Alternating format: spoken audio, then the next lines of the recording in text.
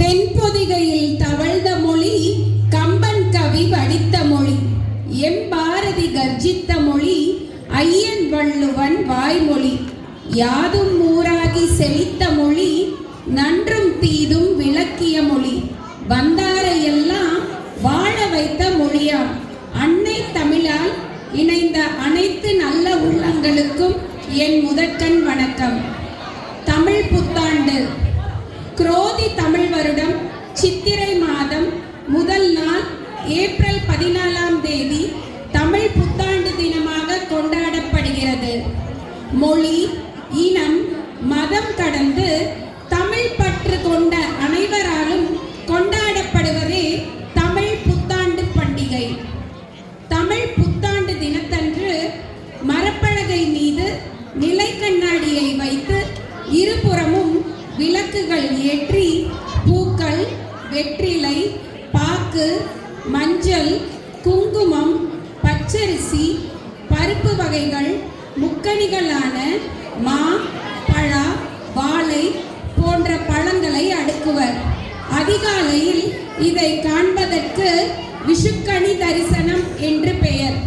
அதன் பின் பெரியோர்களின் ஆசி பெறுவர். இவ்வாறு செய்வதால் ஆண்டு முழுவதும் வளமான வாழ்க்கை அமையும் என்று கருதப்படுகிறது. பண்டிகைகள் கொண்டாடப்படுவதற்கு முக்கிய காரணமே மனிதர்களின் வாழ்வில் மகிழ்ச்சியும் ஆனந்தமும் வர வேண்டும் என்பதற்காகத்தான். தமிழ் புத்தாண்டிற்கு ஒரு வரவேற்பு. அழகிய புத்தாண்டே வருக, ஆனந்த பூங்காற்றை தருக, இன்ப மனம் எங்கும் சூழ்க, ஈண்டு உலகு அமைதியில் உய்க, உடல் நலமுடனே மனிதர்கள் வாழ, ஊரெங்கும் அன்பு மழை பெய்க, எல்லாரும் எல்லாமும் பெறுக, ஏற்றத்தால் உலக மக்கள் உயர்க, ஐம்பூதங்கள் நலமாக அமைய, ஒற்றுமை ஒளியில் உலகமே ஒளிர்க, ஓதும் கலைகள் அழகுற வாழ்க, அவ்வை வழி அவனியாய் திகழ, இஃது ஒரு நல்லாண்டாய் மிளிர்க.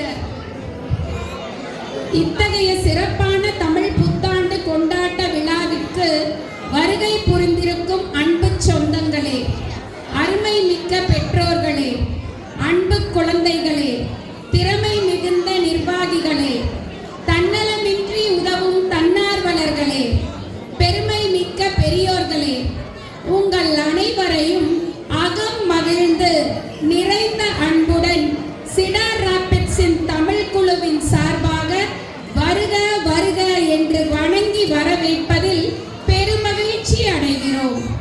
இந்த நல்ல நாளிலே இருளை நீக்கி ஒளியை அருள தமிழ் மகளே வருக வருக.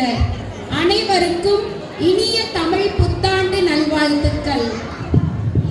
இன்று சிறியவர் முதல் பெரியவர் வரை இந்த விழாவினை ஆட்டம், பாட்டம், கொண்டாட்டத்துடன் கொண்டாடி மகிழப் போகிறோம். காண கண்கள் போதாது. அது மட்டுமல்ல, எங்கள் தன்னார்வலர்களின் கைமணத்தில் அறுசுவை உணவும் காத்து கொண்டிருக்கிறது. கண்டு உண்டு களித்திருப்போம் வாருங்கள். அனைவருக்கும் ஒரு அன்பான வேண்டுகோள். உங்களுக்கு ஒதுக்கப்பட்ட அறைகளை தவிர வேறு அறைகளை உபயோகப்படுத்த வேண்டாம். பெற்றோர்கள் தன் குழந்தைகளை பாதுகாப்பாக பார்த்து கொள்ளுமாறு கேட்டுக்கொள்ளப்படுகிறது. குழந்தைகள் கலை நிகழ்ச்சிகளை அரங்கேற்றும் பொழுது கைதட்டி அவர்களை உற்சாகப்படுத்துமாறு கேட்டுக்கொள்ளப்படுகிறது. நன்றி.